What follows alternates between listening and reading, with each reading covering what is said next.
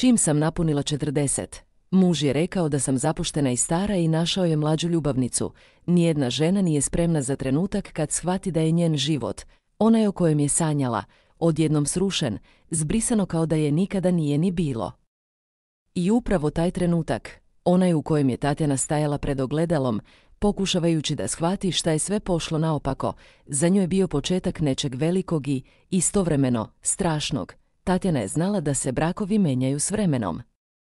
Zamišljala je da će to biti prirodan proces, možda samo promjena u svakodnevnim navikama, ali sigurno ne ni približno ovako dramatično. Razmišljala je kako je sve to zapravo bilo previše jednostavno.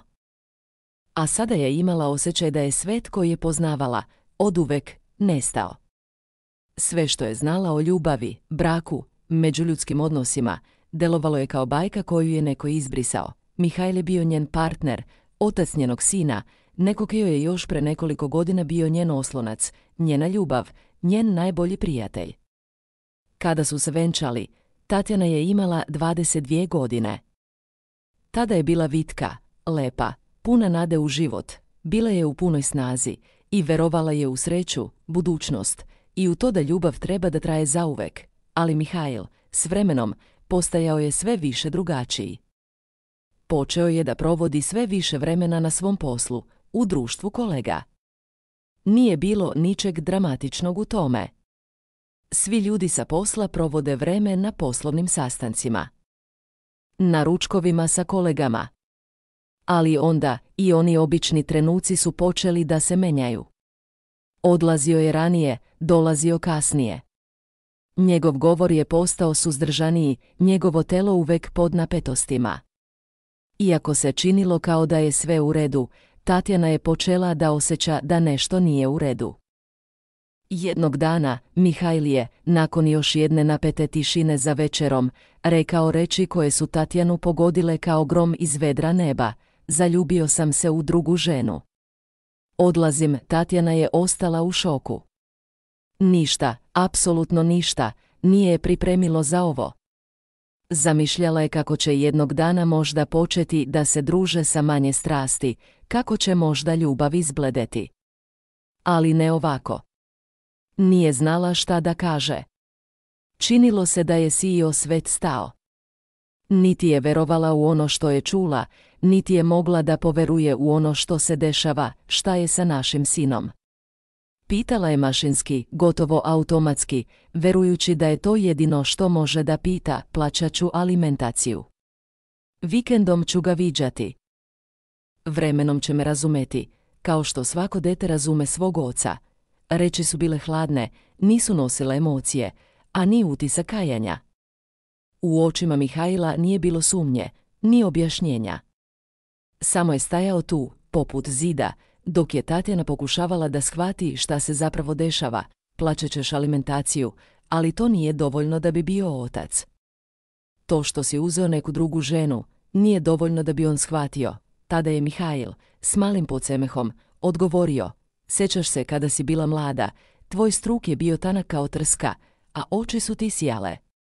Bio si zainteresovana za sve, a sada te ništa ne zanima. Zatvorila si se u ovu rutinu, postala si starica, dosadna. Ništa više nije bilo kao pre. Meni je trebala neko ke joj je živahan. Tatjana je stajala, gledajući ga, upijajući svaku reč. Svaka njena ćelija, svaki delić njenog bića, osjećao je bol, ali nije mogla da se zaustavi da ne pita: zaljubljen si u nju zato što se osjećaš mlad, zar ne? Naravno, odgovorio je sa smirenim tonom. Starost čini da muškarci izgledaju bolje, ali kod žena je suprotno.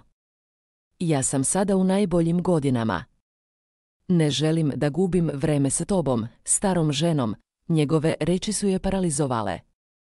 Nije mogla da veruje da je čovek, kojeg je volela više od svega, koga je podržavala kroz teške trenutke, došao do toga da je posmatra kao staru ženu.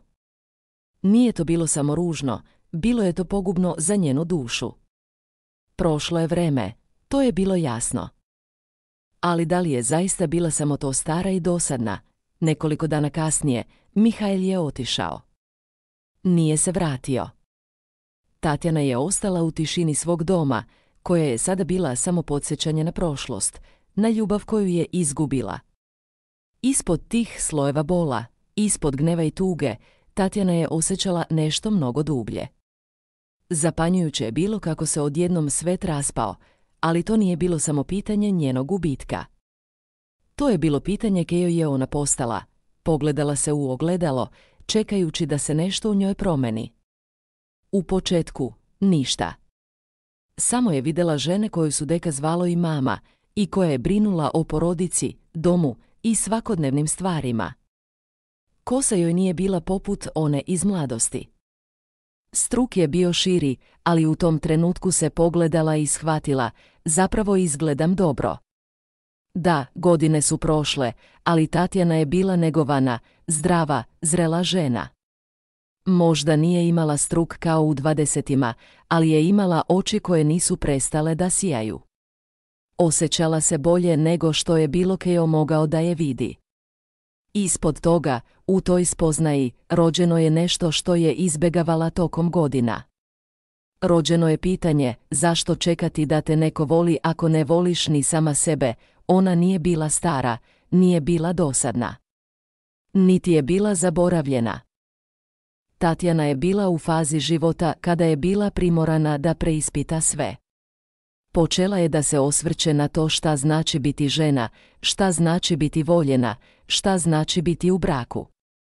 Godine su prolazile, ali nije bilo lako prihvatiti to da je čovjek kojeg je volela sa tolikim strastima sada otišao u potrazi za nečim novim, za nekim mlađim. Pitanje koje ju je najviše mučilo bilo je da li je ona zapravo zaista izgubila svoju vrednost, kao što joj je Mihail rekao. Da li je stvarno bila samo stara i dosadna? Nekoliko dana nakon njegovog odlaska, Tatjana je naišla na članke na internetu koji su govorili o ženskoj starosti. Teme o tome kako se žene menjaju, kako prolaze kroz različite faze života. Od mlađih godina kada su u fokusu, do godina kada postanu majke i supruge, pa do zrelih godina, kada njihova lepotu zamenjuju druge vrline. Čitajući ih, Tatjana je shvatila da zapravo, kroz sve ove godine, nikada nije doživjela pravu spoznaju o tome šta znači starenje za nju i za sve žene. Provela je sate, dane, u razmišljanju. Iako je osjećala ogromnu tugu zbog gubitka Mihaila, ipak je shvatila da to nije kraj njenog života. Više nije želela da živi kao žena koja je u senci svog muža, kao žena koja je samo pratila njegov život.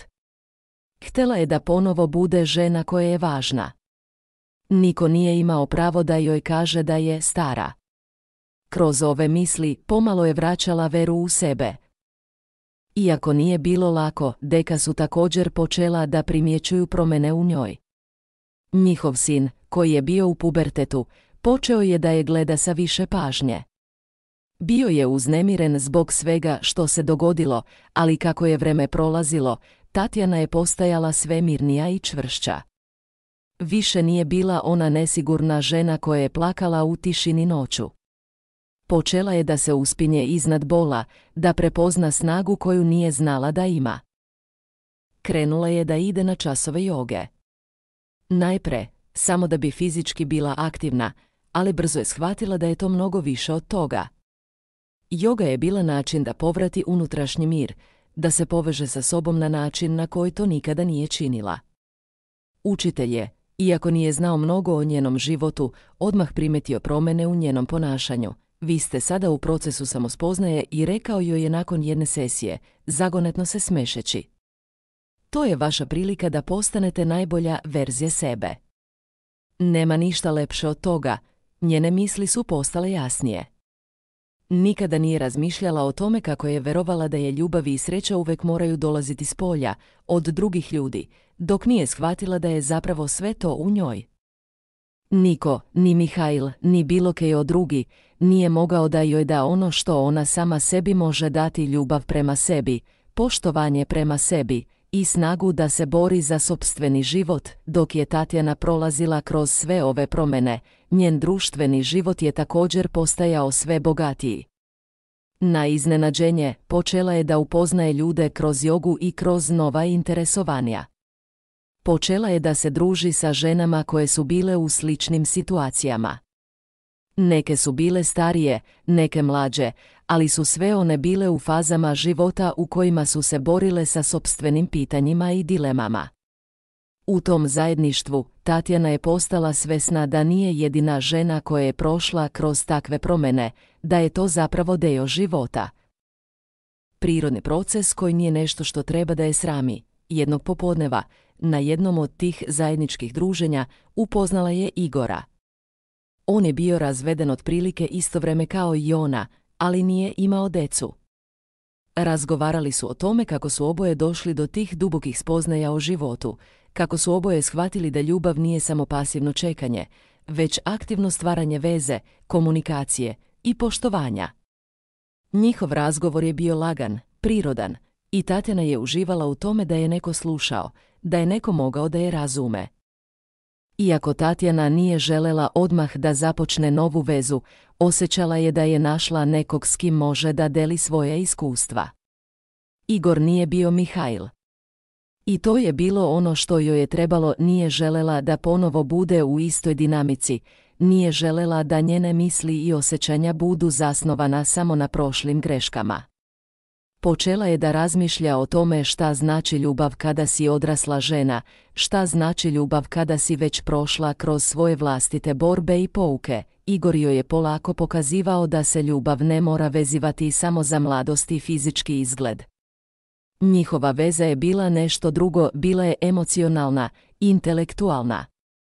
Tatjana je polako shvatala da može da voli, a da pritom ne bude podložna strogim društvenim normama i pritiscima koji dolaze sa tim šta znači biti žena u zrelim godinama. Odluka, da li da bude sama ili u vezi, meseci su prolazili i Tatjana je počela da pravi ozbiljne životne odluke. Nije više želela da se poslanja na to da će joj neko drugi pokazati vrednost života. Shvatila je da njena vrednost nije bila samo u tome kako je izgledala, već u tome kako je volela sebe i kako je gradila odnos sa sobom. Počela je da se bavi više stvarima koje su je ispunjavale putovanjima, učenjima, aktivnostima koje su joj donosile unutrašnju radost, a onda došao je trenutak kada je Mihail ponovo ušao u njen život. Čuo je da je postala jača, da je pronašla novi smisao. Želeo je da se vrati, izvinjavajući se zbog svojih postupaka. Međutim, Tatjana je znala da ono što ona sada traži u životu nije bila prošlost. Njeno srce više nije bilo povređeno, bilo je potpuno, ispunjeno, osnaženo. Mihail nije mogao da je ponovo osvoji, jer je ona postala žena koja nije bila ni zla, ni nemoćna. Bila je žena koja je shvatila svoju vrednost, bez obzira na prošlost, bez obzira na sve što su joj rekli, ne želim više da budem tvoja senka, Mihail. Ne želim više da tražim ljubav tamo gde je nisam našla. Tatjana je polako, ali sigurno, nastavljala da gradi svoj život. Zatvorila je jedan ciklus, započela drugi. Iako se nisu svi odnosi završili u harmoničnoj tišini, Tatjana je napokon pronašla unutrašnju ravnotežu. Više nije bila žena koja čeka da je neko voli. Sada je bila žena koja voli sebe, Tatjana je nastavljala da raste i u tome nije bilo kraja. Svaka nova faza njenog života bila je izazov, ali i prilika za samospoznaju. Njeno putovanje nije bilo linearno, iako je spolja delovalo kao da se kretala u pravcu stabilnosti i unutrašnje snage. Promjene su bile stalne, neprestane i svaka je donosila nešto novo, učenja, gubitke, pobede i poraze, ponovno otkrivanje sebe. Nakon što je odbila Mihaila, Tatjana je osjećala da je napravila pravi korak, ali istovremeno nije bilo lako. Nije bilo lako ni njoj, ni ljudima oko nje. U početku je bilo čudno biti sama. Njene prijateljice i porodica su primetile razliku u njenom ponašanju, više nije bila žena koja je uvek sumnjala u svoje sposobnosti, žena koja je bila stalno pod pritiscima i društvenim normama. Postala je žena koja se bavila sobom, koja je postavljala sebi pitanja na koje ranije nije imala vremena da odgovori, iako su svi govorili da je srećna. Tatjana je znala da nije to potpuna istina. Niko nije mogao da shvati duboku unutrašnju borbu kroz koju je prolazila. Više nije verovala u ljubav kakvu je nekada poznajala. Nije verovala u ljubav koja je bila usmerena ka zadovoljavanju tuđih potreba i želja. Želela je nešto drugo. Nije se više bojala da bude sama. Zapravo, to je postalo nešto što je gajila, naučila je da voli svoju sopstveno društvo. Provedeni sati u tišini, uz knjige, meditacije, jogu i umetnost, otkrili su joj dublje aspekte njenog bića. Jednog jutra, dok je bila na terasi svog stana, pijuckajući šolju kejf, pogledala je u horizont grada i odjednom je shvatila. Ne samo da je pronašla mir u tišini, već je zapravo u tom miru otkrila sve ono što je toliko dugo tražila, bila je spremna da bude voljena, ali pod njenim uslovima. Nije više tražila ljubav da bi ispunila praznine, već je želela ljubav koja je bila ravnotežna i uzajamna, koja nije dolazila iz potrebe za potvrdom. A to je bio ogromni korak napred, usponi i padovi, kao i svaka žena koja se suočava sa sopstvenim duhovnim i emocionalnim rastom. Tatjana nije bila imuna na padove. Iako je delovala stabilno s polja, s vremena na vreme je osjećala nesigurnost i strah. Ponekad su ti padovi dolazili u oblicima nostalgije za Mihailom, koji je bio, kako se čini, jedini muškarac kojeg je ikada volela s tolikom strašću. Ta nostalgija ju je podsjećala na sve lepi trenutke koje su proživeli, ali i na tugu koju je nosila, na sve ono što su u međuvremenu postali jedno drugom, stranac. U trenucima tuge, sjećanja su dolazila, ali Tatjana je naučila kako da ih upravlja.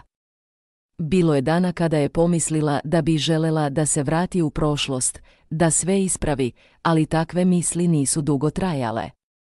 Svestan je bila da je prošlost tu da je uči, a ne da je zadrži. Svesno je dozvolila da se ta sjećanja povuku, da nestanu, jer nije želela da ostane zarobljena u vremenu koje je prošlo. Što je više radila na sebi, više je shvatala da je ključ samopouzdanja bio u tome da nauči kako da voli svoje nedostatke, svoje nesavršenosti. Jer, što je više razumela da nije samo žena koja je u braku ili majka, to je više postajala ona koja je sama po sebi bila vredna. Iz tih momenata samoosvešćivanja, polako su izlazile i druge promjene.